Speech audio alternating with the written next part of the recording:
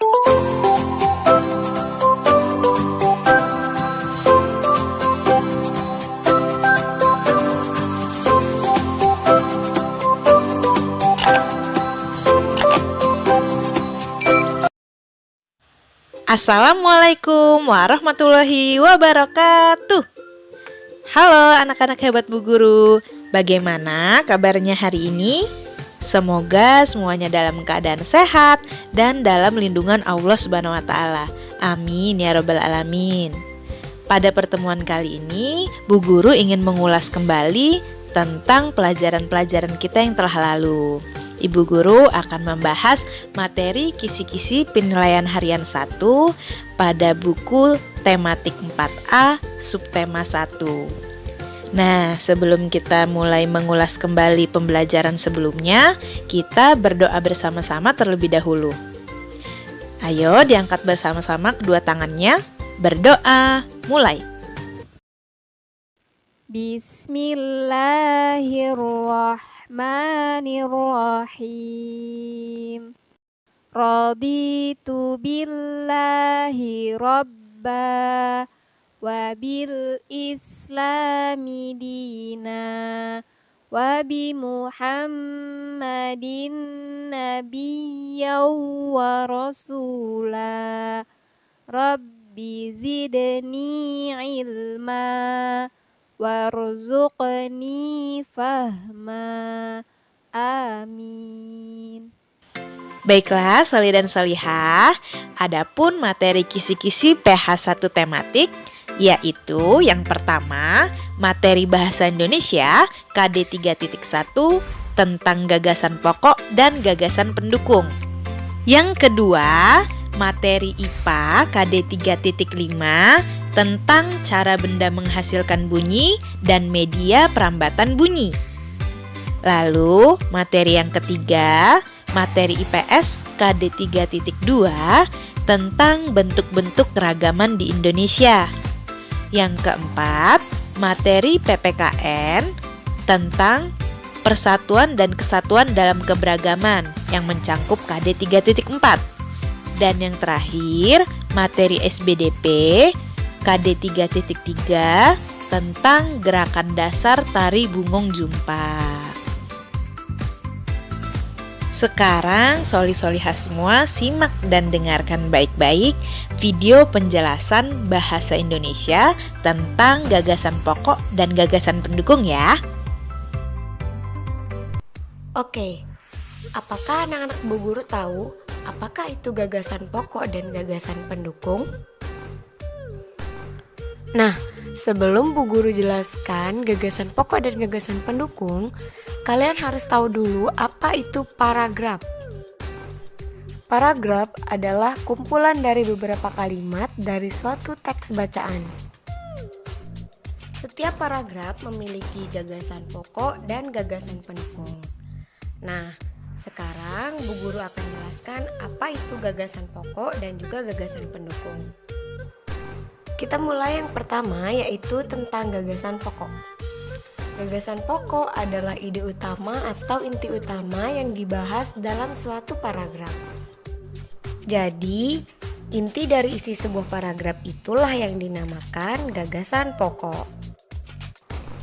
Gagasan pokok disebut juga ide pokok, bisa disebut juga gagasan utama, bisa disebut juga ide utama, ataupun bisa disebut juga pokok pikiran.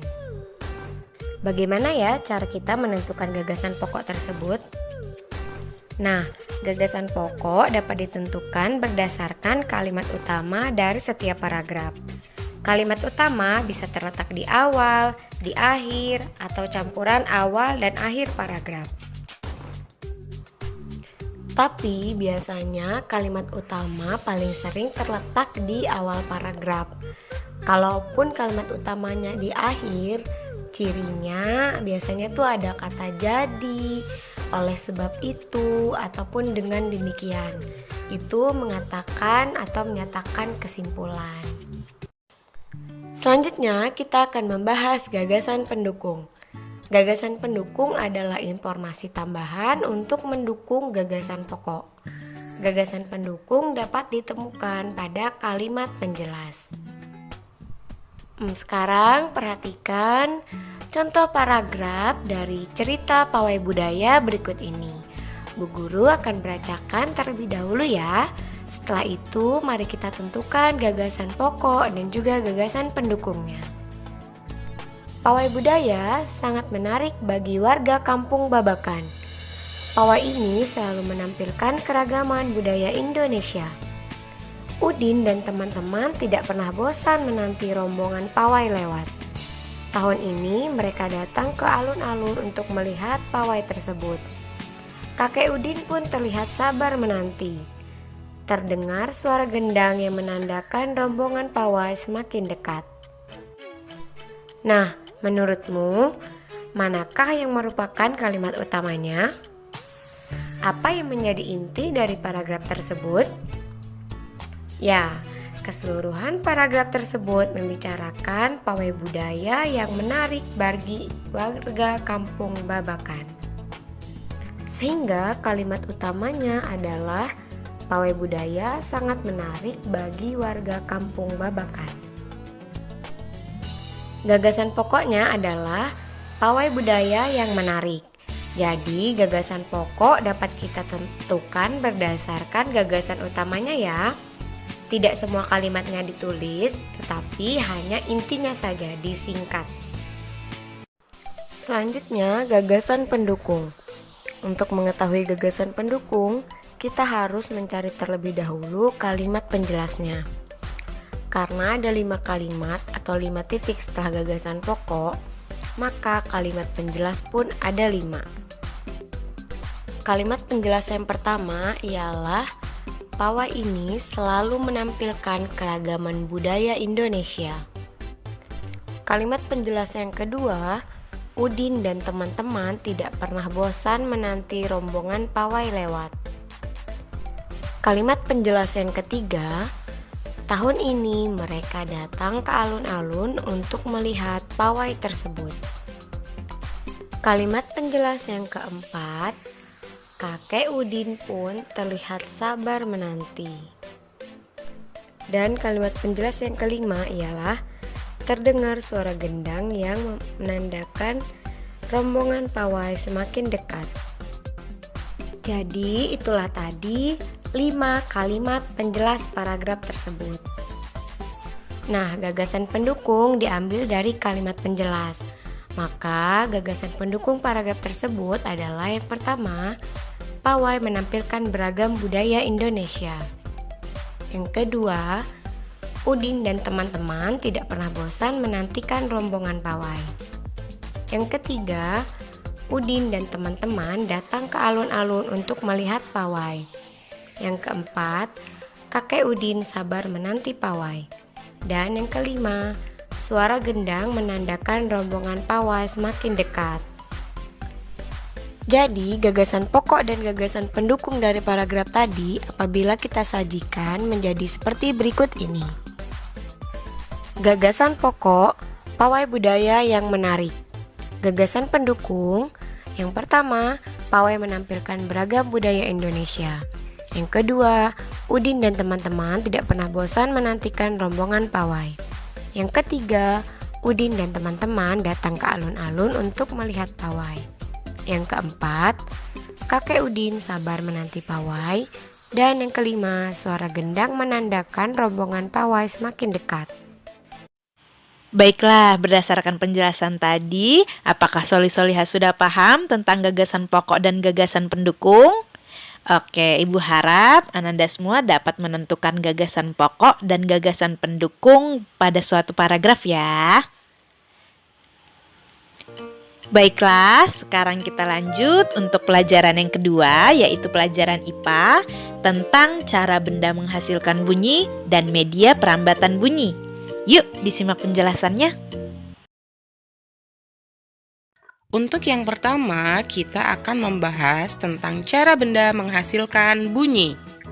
Solih dan Solihah, apakah kalian pernah mendengar bunyi dari alat musik drum, alat musik trompet, alat musik biola, alat musik piano atau alat musik harpa?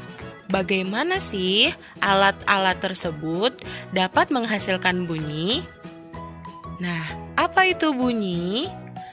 Bunyi adalah suatu energi yang dihasilkan oleh suatu benda yang bergetar. Drum dapat menghasilkan bunyi karena ketika drum dipukul, membran drum akan bergetar, sehingga drum akan menghasilkan bunyi. Lalu, bagaimana trompet dapat menghasilkan bunyi? Ya, ketika ditiup, udara di dalam trompet akan bergetar, sehingga trompet akan menghasilkan bunyi. Soli dan Solihah, adakah yang tahu bagaimana biola dapat menghasilkan bunyi? Biola dapat menghasilkan bunyi karena adanya gesekan pada senar biola, sehingga senar biola tersebut bergetar dan akan menghasilkan bunyi. Untuk yang selanjutnya adalah alat musik piano. Pasti ya, Soli dan Solihah tidak asing lagi dengan alat musik ini. Bagaimana sih piano dapat menghasilkan bunyi? Pada piano terdapat yang namanya tuts. Tuts piano ini ditekan, kemudian dawai pada piano akan bergetar, sehingga piano menghasilkan bunyi. Dan yang terakhir adalah alat musik harpa. Alat musik harpa dapat menghasilkan bunyi karena adanya petikan senar pada harpa. Kemudian senar tersebut bergetar dan harpa akan menghasilkan bunyi. Apakah Solih dan Solihah sudah paham dengan apa yang sudah Ibu jelaskan? Jika sudah paham, mari kita lanjutkan materinya. Yang selanjutnya adalah media perambatan bunyi. Solih dan Solihah, bagaimana ya bunyi bisa sampai ke telinga kita? Nah, bunyi dapat sampai ke telinga kita karena ada yang namanya sumber bunyi. Sumber bunyi adalah segala sesuatu yang dapat menghasilkan bunyi. Sumber bunyi ini akan merambat melalui suatu media perambatan, sehingga bunyi dapat sampai ke telinga kita. Bunyi dapat merambat melalui benda gas, padat, dan benda cair. Untuk media yang pertama adalah media gas atau benda gas. Nah, perhatikan contoh berikut ini. Mengapa ya kalian dapat mendengar suatu bunyi walaupun dengan mata tertutup? Hal ini dikarenakan adanya sumber bunyi atau bunyi angklung akan merambat melalui udara sehingga sampai ke telinga kita. Udara adalah media perantara bunyi dalam bentuk gas. Yang kedua, bunyi dapat merambat melalui benda padat. Perhatikan contoh berikut ini. Ketika kalian menempelkan telinga kalian pada salah satu ujung meja, kemudian salah satu teman kalian berada di ujung meja lainnya, dan teman kalian mengetukkan tangannya di salah satu ujung meja tersebut. Nah, sehingga bunyinya akan terdengar ke telinga kalian. Mengapa hal ini bisa terjadi? Karena ketukan yang diberikan oleh teman kalian akan merambat melalui meja, sehingga bunyinya akan terdengar di telinga kalian. Meja merupakan salah satu benda padat, yaitu perantara bunyi. Yang ketiga, bunyi dapat merambat melalui benda cair. Perhatikan contoh berikut ini. Pada gambar, terlihat seorang anak sedang melakukan percobaan, yang mana tangan kanannya sedang memegang corong yang diarahkan ke telinganya.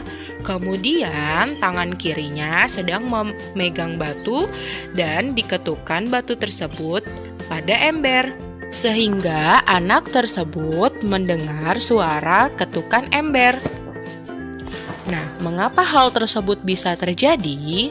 Karena ketukan pada ember akan merambat melalui air, kemudian terdengar ke telinga anak tersebut. Air merupakan media perantara bunyi dalam berbentuk cair. Nah, itu tadi penjelasan materi IPA. Bagaimana? Apa soli-solihah semua sudah paham? Insya Allah sudah paham ya. Oke, kita lanjut untuk penjelasan materi yang ketiga, materi IPS tentang bentuk-bentuk keragaman di Indonesia. Ayo, soli-solihah dengarkan ya penjelasan video berikut ini. Baiklah, soli-solihah, sekarang kita akan membahas tentang keragaman budaya Indonesia. Seperti yang kita ketahui, Indonesia merupakan negara yang luas dan terdiri dari banyak pulau. Sehingga ada banyak sekali bentuk keragaman budaya di Indonesia. Nah, sebelumnya Bu Guru mau tanya nih, ada yang tahu apa itu keragaman budaya Indonesia? Iya, keragaman budaya Indonesia adalah berbagai jenis atau ragam budaya yang ada di Indonesia. Keragaman tersebut antara lain keragaman suku bangsa, rumah adat, bahasa daerah, tarian daerah, pakaian adat, alat musik tradisional, makanan khas daerah, dan masih banyak lagi. Oke, selanjutnya Bu Guru akan menjelaskan tentang bentuk-bentuk keragaman di Indonesia. Yang pertama, keragaman suku bangsa. Suku bangsa adalah sekelompok golongan yang hidup bersama di suatu tempat dan memiliki ciri-ciri budaya yang sama. Ada ratusan suku bangsa yang tersebar di seluruh wilayah Indonesia. Berikut beberapa suku bangsa yang ada di Indonesia. Contoh suku bangsa yang ada di daerah Pulau Sumatera yaitu ada suku Aceh, suku Batak, suku Minangkabau, suku Lampung, dan masih banyak lagi. Selanjutnya, di daerah Pulau Jawa dan Bali terdapat suku Jawa, suku Betawi, suku Sunda, dan suku Bali. Di daerah Pulau Kalimantan terdapat suku Dayak, suku Banjar, dan suku Melayu. Lalu di Pulau Sulawesi terdapat suku Bugis, suku Minahasa, dan suku Toraja. Kemudian di daerah Kepulauan Nusa Tenggara terdapat suku Sasak, suku Samba, dan suku Dawan. Di daerah Kepulauan Maluku dan Papua terdapat suku Tobelo, suku Dani, dan suku Asmat. Nah, soli-solihah, suku bangsa yang Ibu sebutkan barusan hanya sebagian dari jumlah suku bangsa yang ada di Indonesia. Karena suku bangsa yang ada di Indonesia ini sangatlah banyak. Nah, setiap suku bangsa memiliki kebudayaan yang berbeda. Itulah yang menjadi penyebab keragaman budaya Indonesia. Oke, kita lanjut ke bentuk keragaman yang kedua, yaitu keragaman bahasa daerah. Bahasa adalah alat komunikasi yang digunakan oleh manusia. Bahasa yang digunakan setiap suku bangsa berbeda-beda. Contoh bahasa daerah yaitu ada bahasa Batak yang berasal dari Sumatera Utara. Yang kedua, ada bahasa Sunda yang berasal dari Jawa Barat. Kemudian ada bahasa Betawi yang berasal dari DKI Jakarta. Baiklah, kita lanjut. Yang ketiga, keragaman rumah adat. Setiap suku bangsa memiliki rumah adat yang berbeda dengan fungsi dan makna yang berbeda pula. Nah, soli-solihah bisa lihat di sini gambarnya. Ada rumah joglo dari Jawa Tengah. Kemudian ada rumah gadang dari Sumatera Barat. Dan ada rumah honai dari Papua. Nah, bisa dilihat nih Solih-solihah, dari ketiga rumah adat ini bentuknya berbeda-beda ya. Nah, sambil dihafalkan ya Solih-solihah. Bagaimana nih? Sampai di sini apa Solih-solihah semua paham? Semoga Solih-solihah semua paham ya penjelasan dari Bu Guru. Oke, kita lanjut ke bentuk keragaman yang keempat, yaitu ada keragaman tarian daerah. Tarian daerah menggambarkan tradisi dan tata cara kehidupan penduduk di suatu daerah. Tari daerah biasanya menjadi ciri khas pertunjukan pada upacara atau peristiwa penting. Contohnya dari daerah Bali ada tari kecak. Kemudian dari daerah Aceh ada tari bungong jumpa. Lalu dari daerah Papua ada tari perang. Dan dari daerah Jawa Barat ada tari jaipong. Selanjutnya yang kelima yaitu keragaman pakaian adat. Pakaian adat atau pakaian tradisional adalah pakaian khas suatu daerah yang biasanya dipakai dalam acara adat. Adapun beberapa contoh pakaian adat di Indonesia yaitu ada kain ulos dari Sumatera Utara, kemudian ada beskap dari Jawa Tengah, baju bodo dari Sulawesi Selatan, lalu ada ta'a dan sapai sapak dari Kalimantan Utara. Kita lanjut, yang terakhir yaitu keragaman alat musik tradisional. Setiap provinsi di Indonesia memiliki alat musik tradisional. Cara memainkan alat musik tradisional pun beragam. Nah, contoh alat musik tradisional yaitu ada tambo dari Aceh, kemudian ada angklung dari Jawa Barat, dan ada tifa dari Papua. Nah, itu tadi penjelasan tentang berbagai macam bentuk keragaman di Indonesia. Nah, sekarang kita sudah tahu ya, ternyata ada banyak sekali bentuk keragaman di Indonesia ini. Semoga Solih-solihah semua bisa hafal dan paham ya tentang keragaman budaya Indonesia. Baiklah, kita masuk ke materi yang terakhir, yaitu materi PPKN dan SBDP. Adapun untuk materi PPKN yaitu tentang persatuan dan kesatuan dalam keberagaman, dan materi SBDP tentang gerakan dasar tari bungong jumpa. Oke, Solih-solihah simak penjelasan video berikut ini dan jangan di skip ya, diperhatikan baik-baik. Baiklah Solih dan Solihah, yuk langsung saja kita bahas materi pertama tentang persatuan dan kesatuan. Akan tetapi, Ibu ingin bertanya terlebih dahulu. Apa ya makna dari toleransi? Ayo, siapa yang tahu? Benar sekali. Toleransi adalah suatu sikap saling menghormati dan menghargai antar kelompok atau individu, baik itu di dalam lingkup masyarakat ataupun lingkup yang lain. Jadi, toleransi itu berhubungan erat dengan persatuan dan kesatuan. Dan tujuan dari toleransi itu sendiri untuk menghindari diri dari perselisihan yang saling merugikan kedua belah pihak. Lalu, apa saja ya contoh sikap toleransi? Good job. Contohnya, menghargai pendapat orang lain dan saling tolong-menolong tanpa memandang suku, ras, agama, dan antar golongan. Sampai di sini, apakah Solih dan Solihah sudah paham tentang toleransi? Oke, mari kita lanjutkan tentang apa itu persatuan dan kesatuan. Persatuan dan kesatuan berasal dari kata satu, yang berarti tidak bercerai-berai atau utuh. Persatuan adalah kumpulan-kumpulan yang dipersatukan, seperti yang tertuang dalam sila ketiga Pancasila yang berbunyi Persatuan Indonesia. Sikap menjaga persatuan dan kesatuan itu bisa dilakukan di mana saja. Solih dan Solihah pernah tidak membantu pekerjaan ayah atau bunda di rumah? Ya, Itu merupakan salah satu contoh menjaga sikap persatuan dan kesatuan di keluarga. Di lingkungan sekolah, contohnya, tidak membeda-bedakan teman, membersihkan lingkungan sekolah.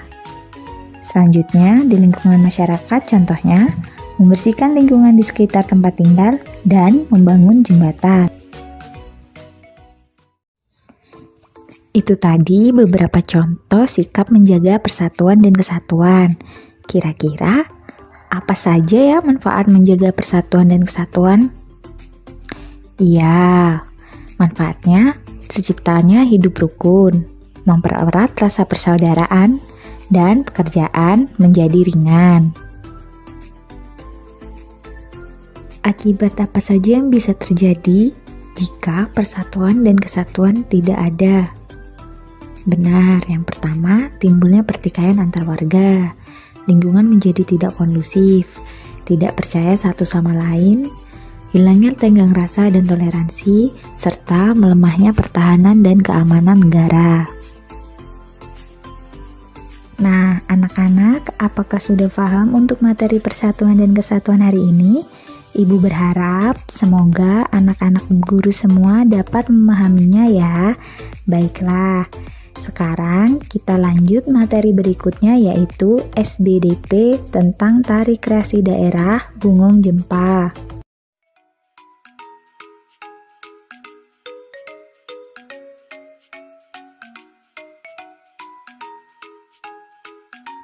Tari Bungong Jempa merupakan tarian daerah yang berasal dari Aceh. Di luar Aceh, bunga ini dikenal sebagai bunga cempaka. Keharuman bunga jempa memiliki makna, yaitu bagi mereka yang pergi keluar Aceh diharapkan mampu membawa benih jempa yang membawa harum nama Aceh. Yuk langsung saja kita simak penjelasan gerakan 1-4 Tari Bungong Jempa. Berikut ini penjelasan gerak tari bungong jempa dalam posisi berdiri. Gerakan 1. Angkat kedua tangan, posisi tangan kanan lebih tinggi daripada tangan kiri. Kepala menoleh ke kanan. Untuk kedua kaki, agak ditekuk. Lakukan secara bergantian, hitungan 4x8. Selanjutnya, gerakan kedua. Badan dan kepala menghadap serong ke kanan. Lalu, tangan ditarik ke bawah, kaki kanan mundur. Lakukan bergantian untuk sebelah kiri, hitungan 2x8. Gerakan ketiga. Badan serong ke kiri dan ke kanan. Kedua telapak tangan bertepuk, saat serong ke kiri, tangan kanan di atas, begitupun sebaliknya. Kaki jalan di tempat sambil diayun, hitungan 4x8, gerakan 4. Kedua tangan memegang bahu, lalu didorong ke depan, luruskan tangan dengan posisi telapak tangan menghadap ke depan, kaki kanan dan kiri maju ke depan secara bergantian, hitungan 4x8. Baiklah, itu tadi ulasan materi tentang kisi-kisi penilaian harian 1. Agar Solih-Solihah lebih paham lagi, Solih-Solihah dapat membaca buku tematik 4A subtema 1 dan dapat membaca kembali file PDF tentang kisi-kisi PH 1 semua mata pelajaran yang sudah Ibu Guru bagikan. Untuk kisi-kisi mata pelajaran bahasa Inggris, Solih-Solihah dapat mengklik link video pembelajaran berikut ini. Link video dapat diklik di kolom deskripsi. Demikianlah video ulasan materi kisi-kisi PH hari ini. Ibu Guru harapkan Ananda semua paham dan mendapatkan ilmu yang barokah, serta diberikan kemudahan dan kelancaran saat mengerjakan PH nanti. Amin ya rabbal alamin. Ibu akhiri, terima kasih untuk perhatiannya. Wassalamualaikum warahmatullahi wabarakatuh.